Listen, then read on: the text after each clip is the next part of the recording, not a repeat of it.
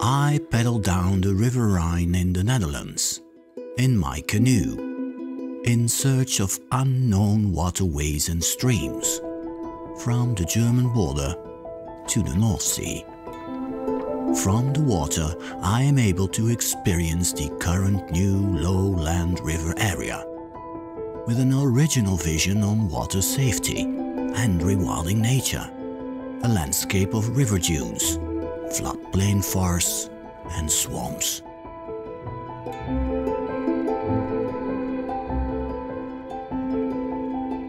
In search of spectacular new wildlife.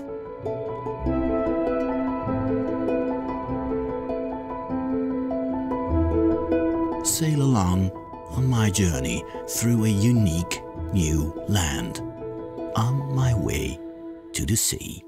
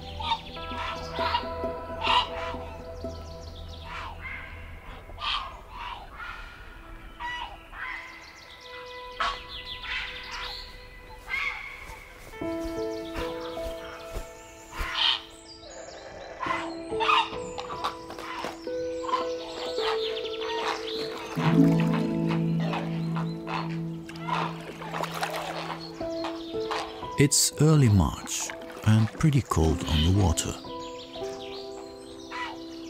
I feel it. Everyone is excited. Me too. This morning it will be spring in the Biesbosch.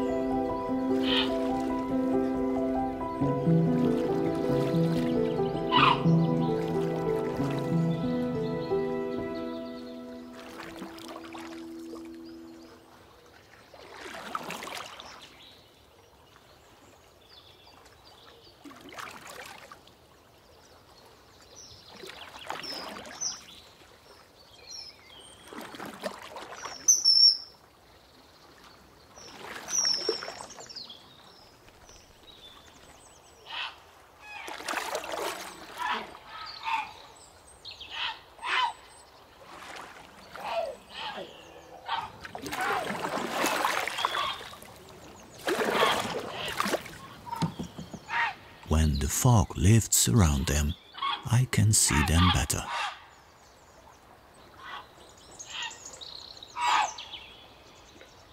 I think the blue herons are at their best now. Fluttering head and chest feathers and bright red beak.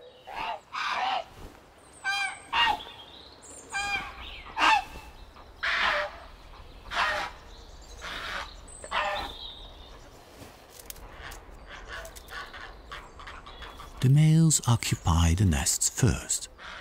They wait for the females to arrive.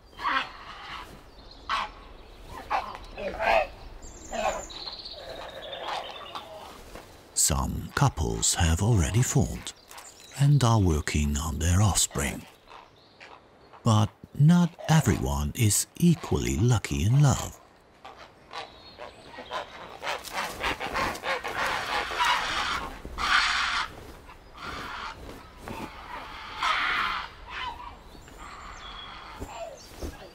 When he returns to his nest, a young female is waiting for him.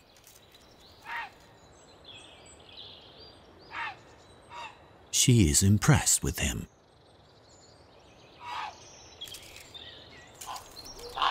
He tries her out. But she is unafraid and determined. She wants him and his nest.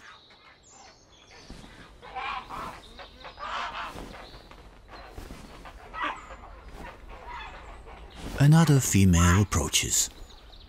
She also has a crush on him. Suddenly, the young female intervenes.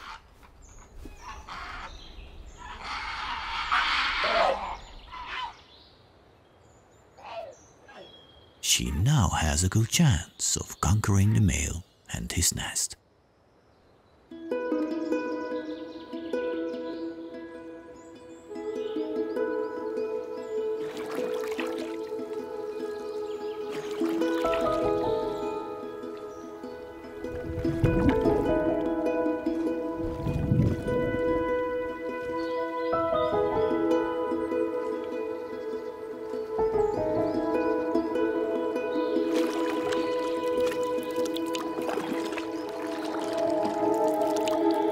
At the edge of a large marshland, I have a good view, and I see what I had hoped for: white-tailed eagle.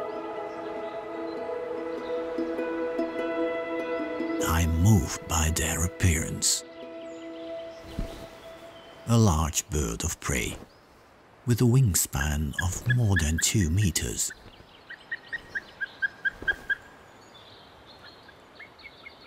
Majestic, but mysterious.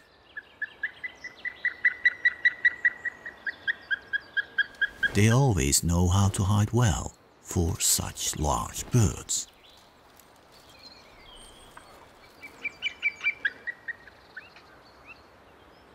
Their plaintive call is distant. They constantly seek each other's company.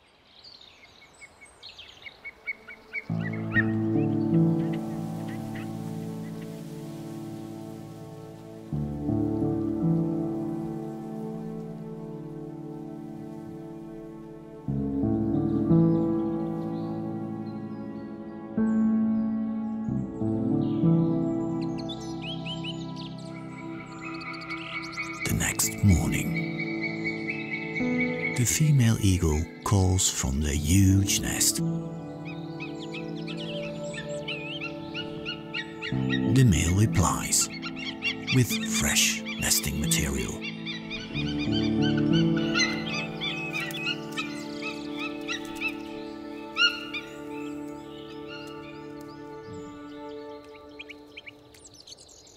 She is much taller and heavier than him. Her beak is huge and turns orange.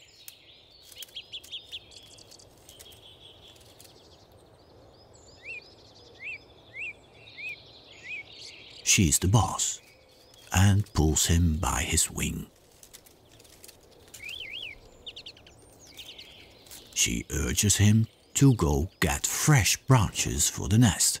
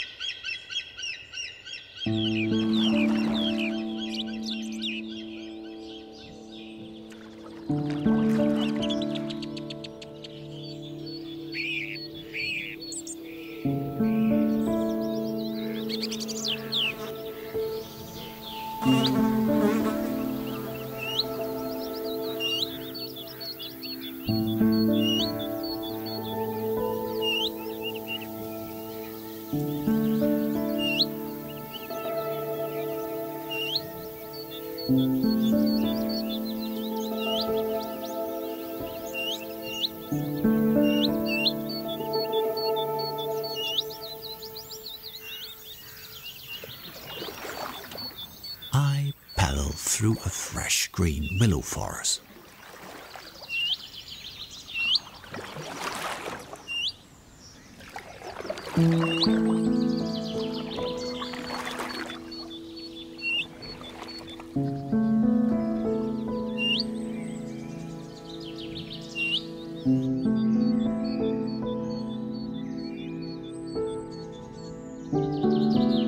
The The creek has just enough water for me and my canoe. It's low tide. Very normal here in the Biesbosch.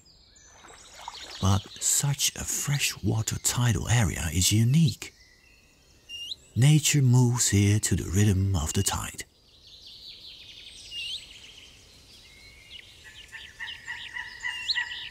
Two quarreling bald eagle chicks. And a caring mother eagle.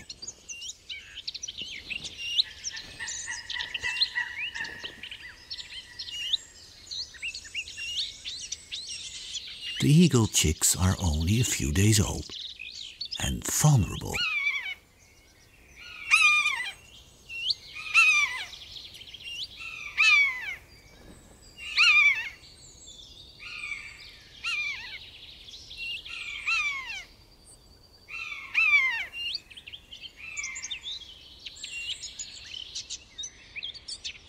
Although the buzzard is a much smaller bird of prey, it likes the white-tailed eagle chicks.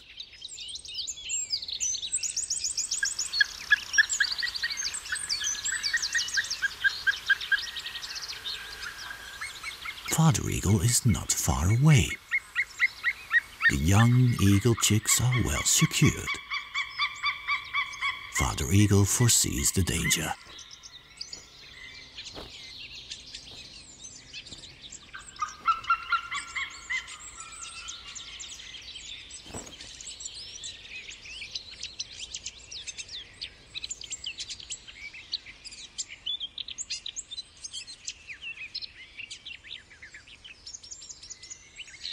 Time for the hunt.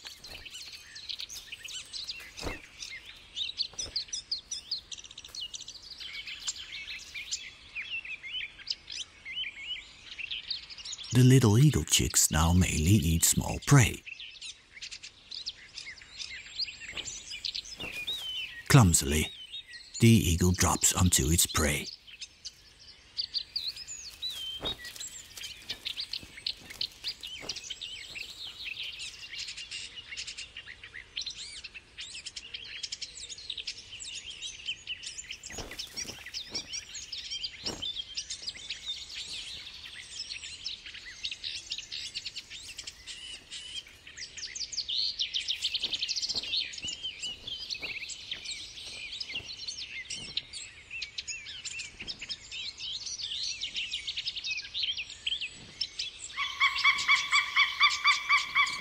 But with prey, he returns to the nest.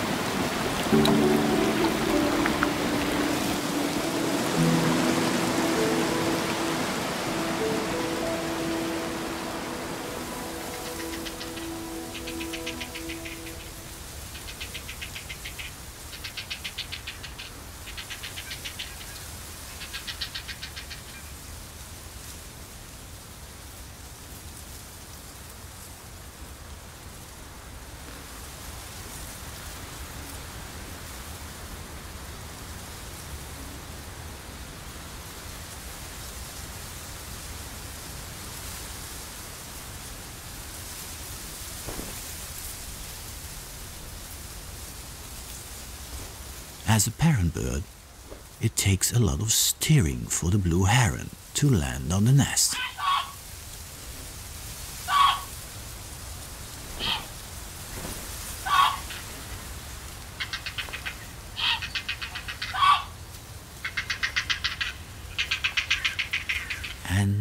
the feeding has yet to begin.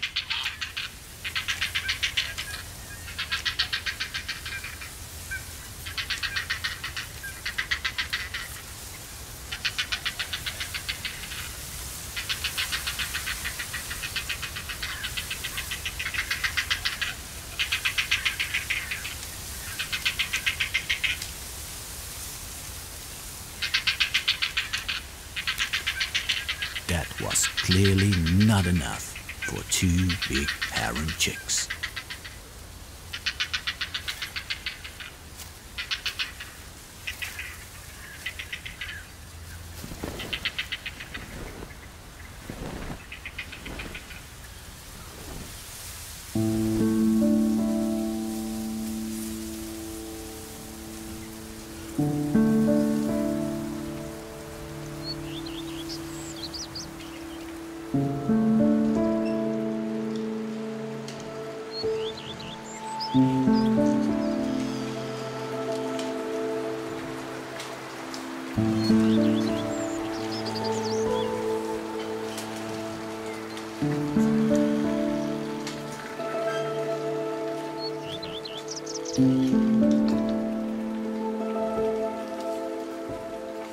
Impatiently, the eagle hatchlings wait for food. They are now almost the size of their parents.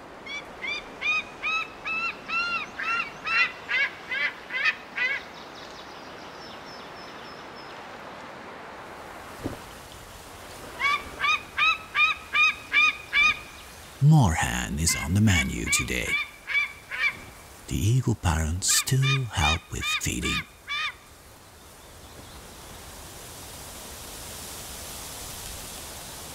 It won't be long before the youngsters start to find food on their own.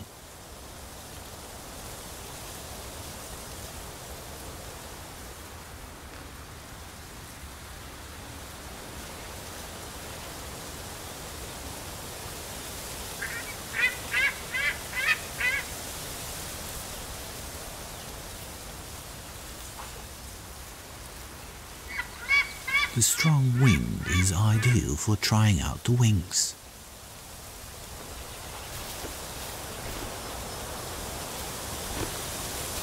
The nest is now really getting too small for 3 such giants.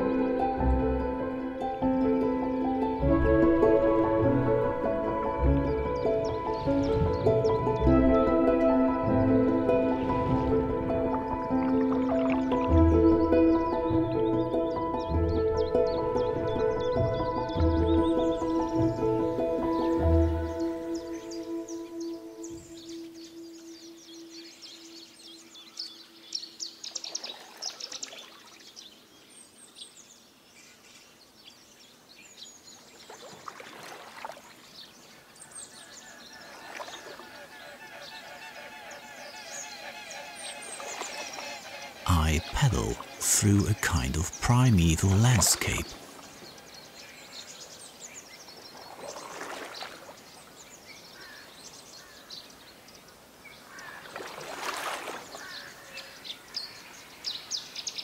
Dead willows on either side of the creek. They tell me a bizarre story. The trees died from a change in water level. The river invades the former polder again, which drowned the trees.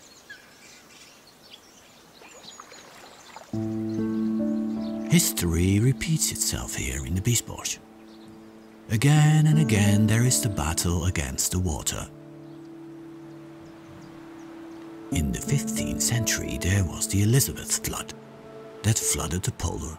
Now it's happening again. but we do it ourselves, on purpose and with great results. Dikes are dug, the old creek system is restored again and branched into the current riverbed. The polder becomes nature again. The river is given space. In this way, during high tides, water can be safely stored, and as a result, a more natural area is created. Especially underwater, life here is almost more exuberant than above water.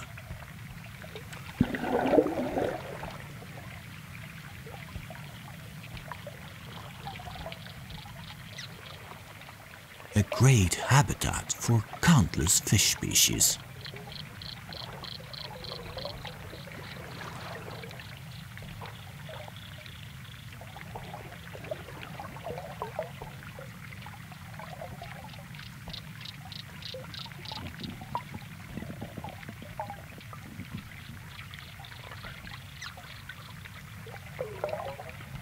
Deeply hidden at the bottom lies the largest monster in the river area, a giant catfish over a meter long.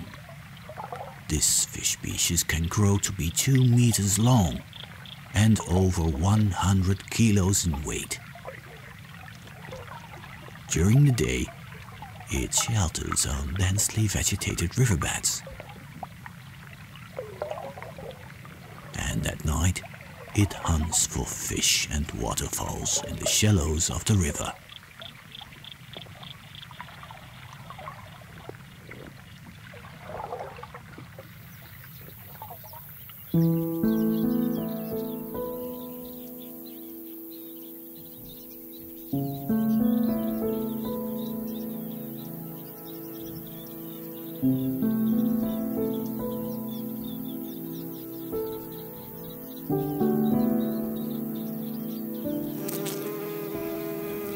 Early July, a summer evening in the Biesbosch. The yellow iris is in bloom.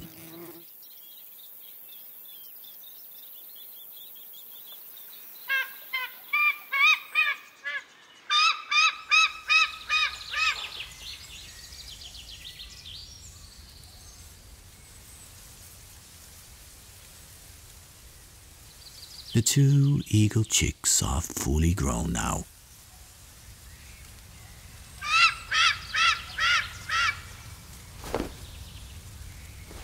The first youngster is getting ready for the leap of faith.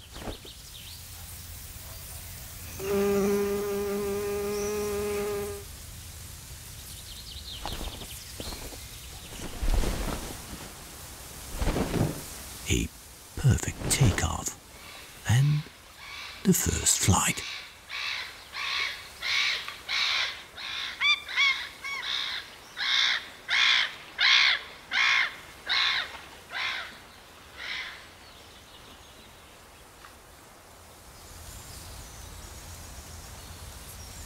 Now the second youngster can no longer be left behind.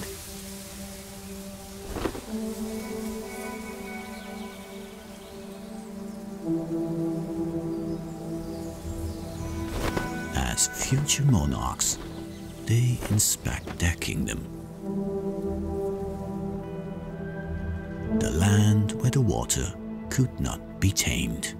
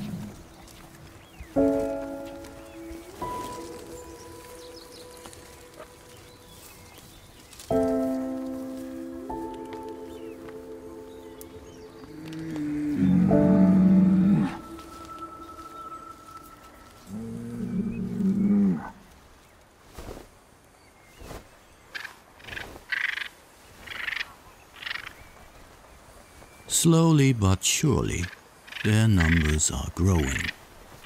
Great egrets.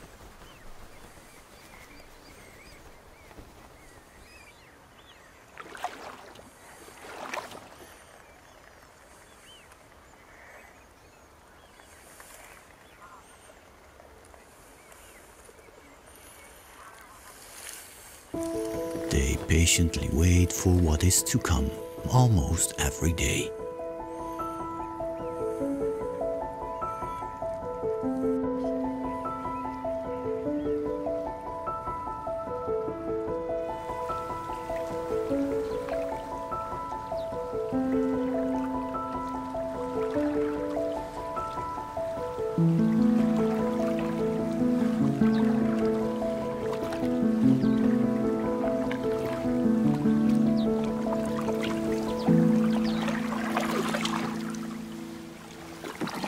The wind is blowing strongly from the southwest.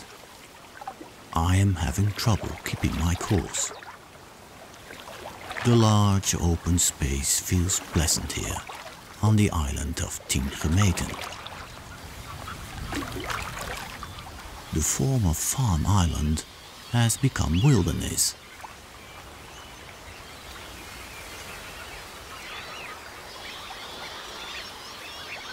Everywhere you see the traces of a recent past.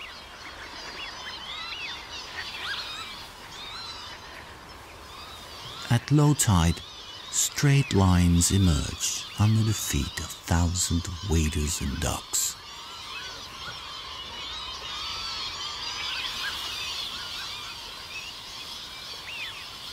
Groups of lapwings and Eurasian Wigeons have gathered.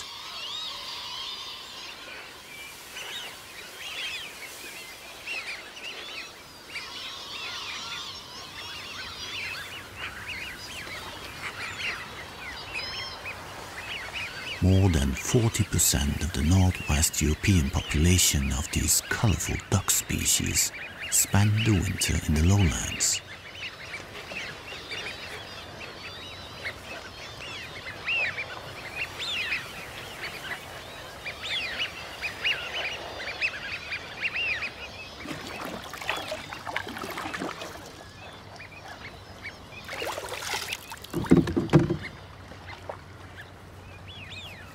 Then suddenly I see what the great egrets have been waiting so patiently for. Dozens of cormorants prepare for their daily hunt.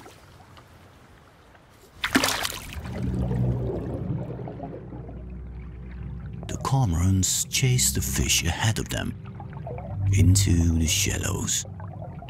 Large schools of bass and whitefish swim in panic for their lives. More and more cormorants are joining. They form an invisible trap.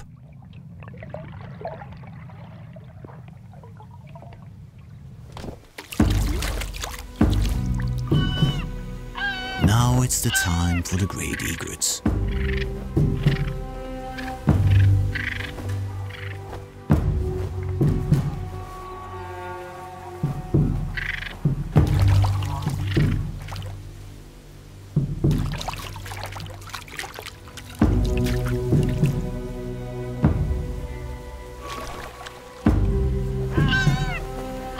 Jostle for the best fishing spot.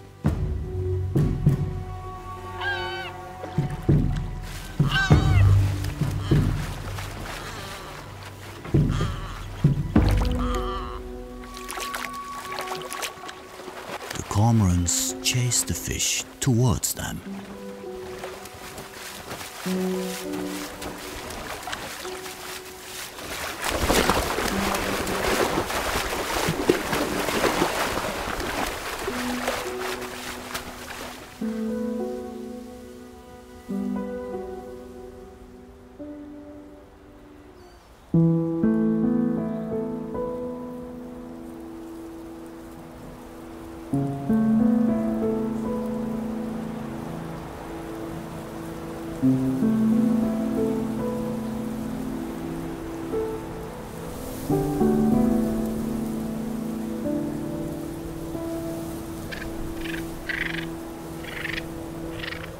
In December, most of the great egrets have already left.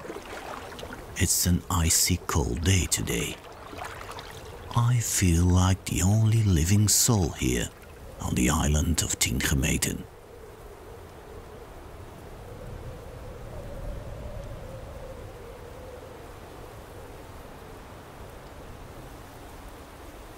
Except for the Scottish Highlanders, cattle that graze the island.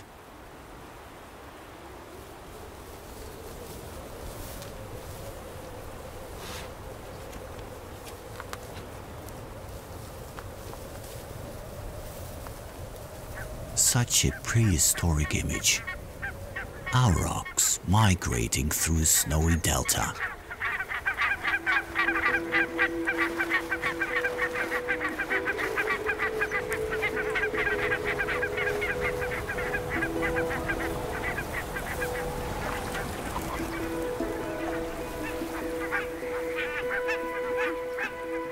In May, I reached the wide open space of the river estuary.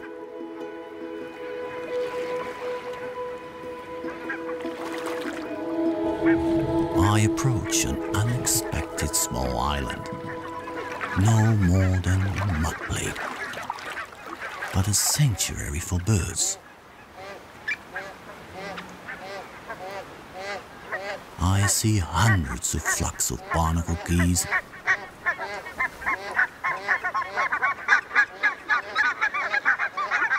until recently, the Barnacle Goose was a breeding bird of the northern tundra, but now also of the Dutch Delta. I understand them. Why would you fly thousands of kilometers when ideal habitat can be found here, both in winter and summer?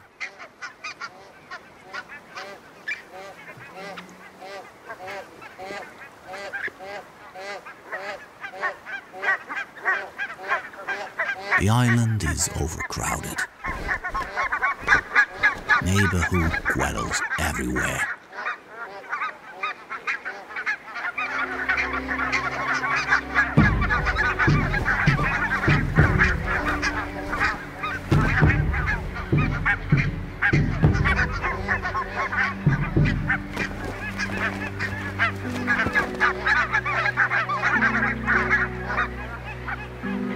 Barnacle geese only use the small island as a breeding ground, not as a foraging ground. There is far too little to eat on the islands itself.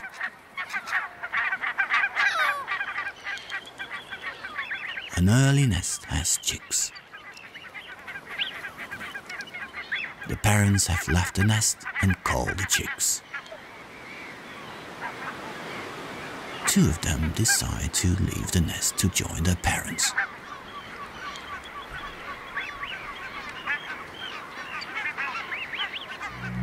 They take their first steps into a new world.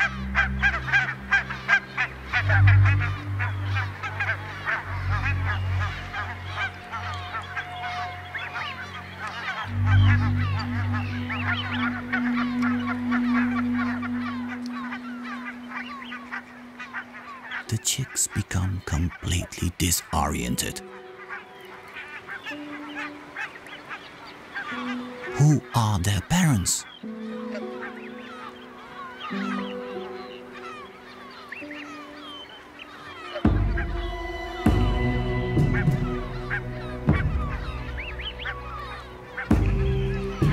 Only with the help of their parents they can safely reach the water.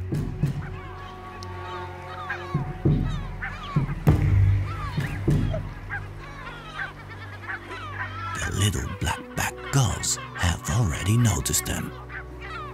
It is getting risky now.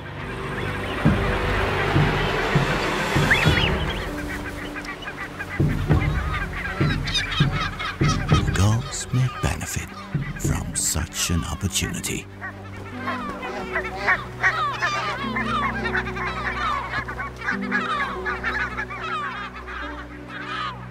The remaining chick has found its parents.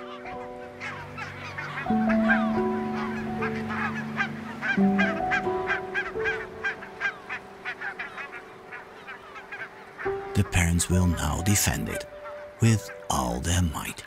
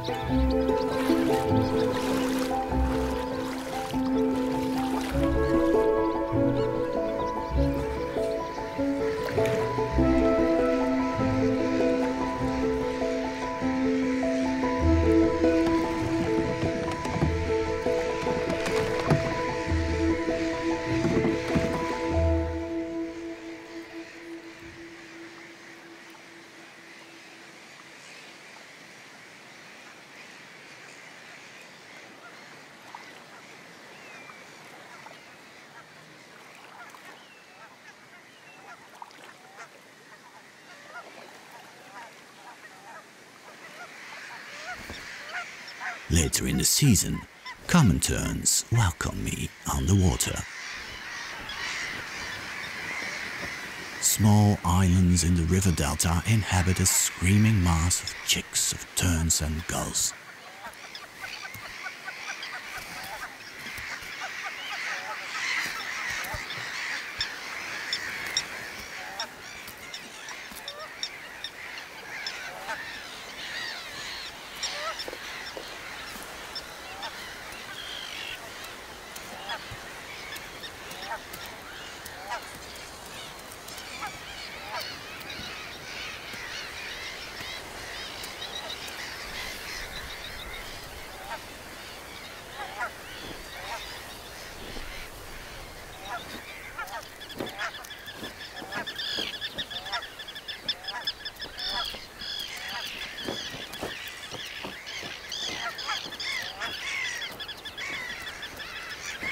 It's not easy to find the chicks in such an overcrowded colony. Another pair of common terns have very young chicks. Mother stays on the nest to protect them from predators.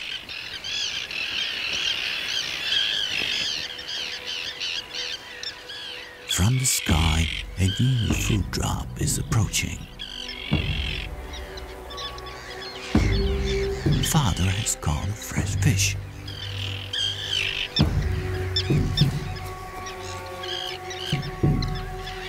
This prey is a little too big for the little chick. Father is getting impatient. Hurry up now.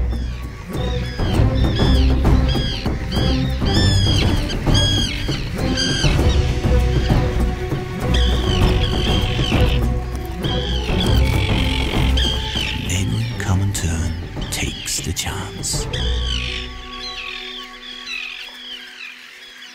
The young chick has made a hard landing.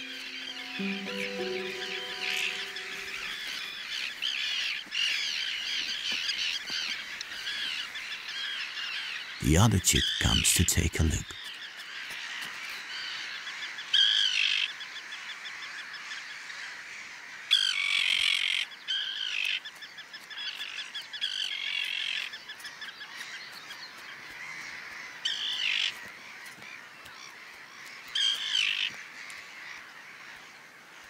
Instinctively, the remaining chick looks for a safe place to hide from hungry gulls.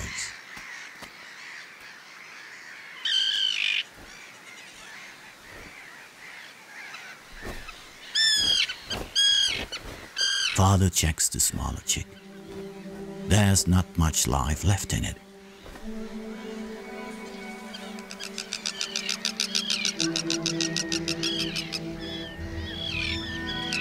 Mother has also returned. She yells at her chick.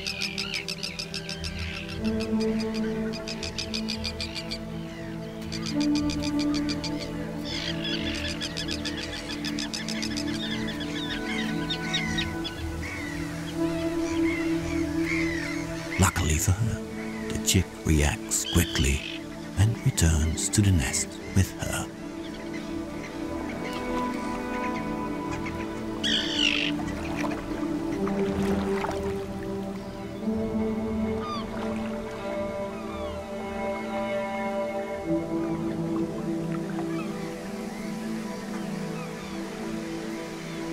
In the distance, a huge dam is slowly but surely approaching.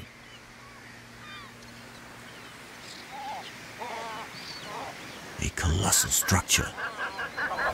One of the delta works, the Haringvliet Dam. Built to protect the lowland against storms and high water. But it also has to drain the river water from the Rhine delta into the North Sea.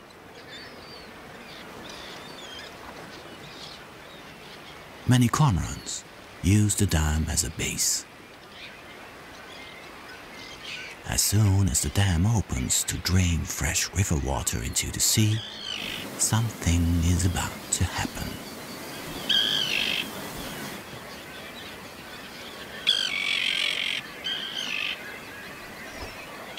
The terns are the first to notice. A wave of food washes up.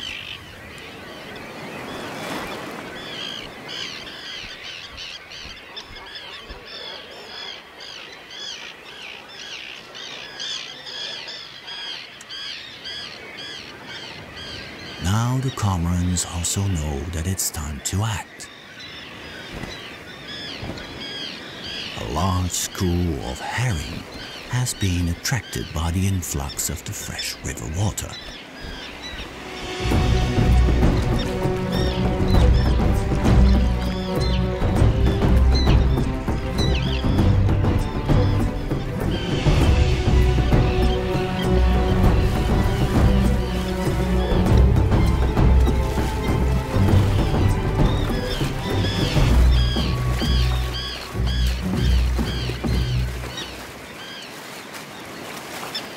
Cormorants hunt the fish on the surface.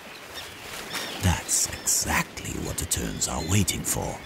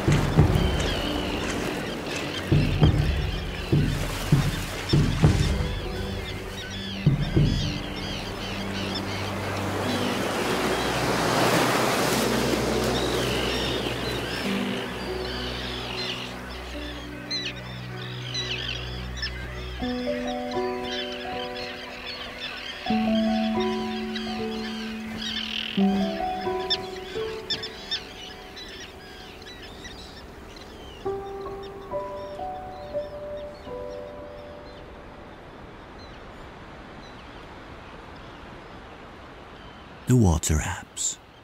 The first sandbanks appear above water. Always surprising how fast the water comes and goes.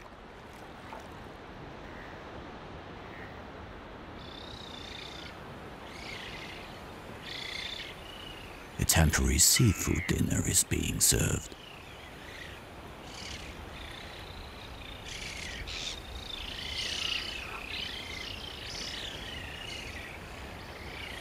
Spoonbills know that shrimps and small fish must quickly flee to deeper water.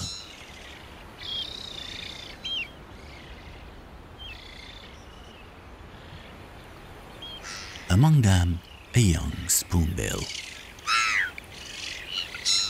With its pale pink small beak, it constantly begs for food. but his parents are too busy feeding themselves.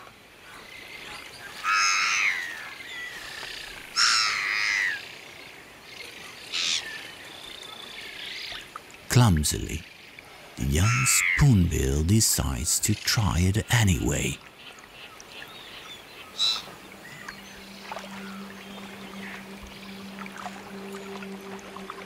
Around him, the adult birds catch shrimps and sticklebacks after another.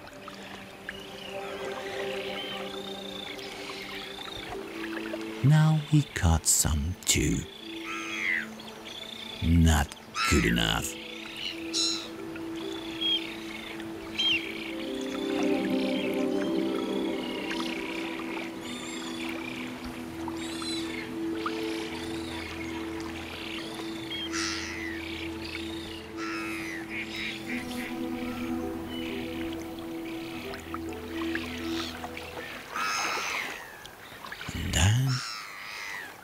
Bingo!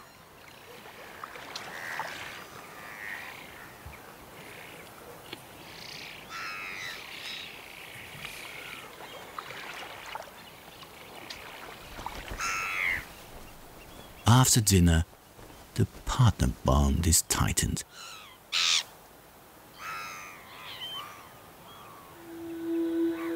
Spoonbills often form partners for life.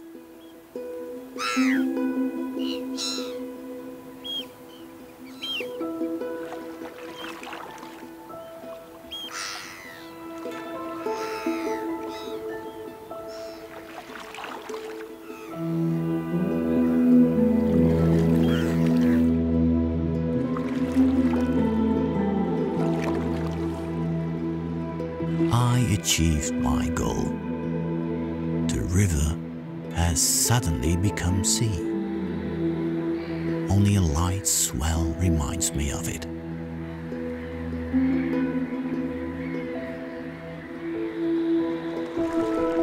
A new vision on water safety has become clear. The dam prevented the river ecosystem to flow freely between the river and the sea. Nature became obstructed by it.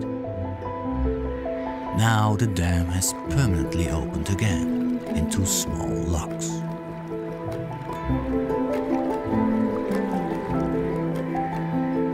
Far upstream of the river, salt and freshwater will mix and create a new ingredient for the restoration of lowland nature. Even more opportunities for the recovery of a living river.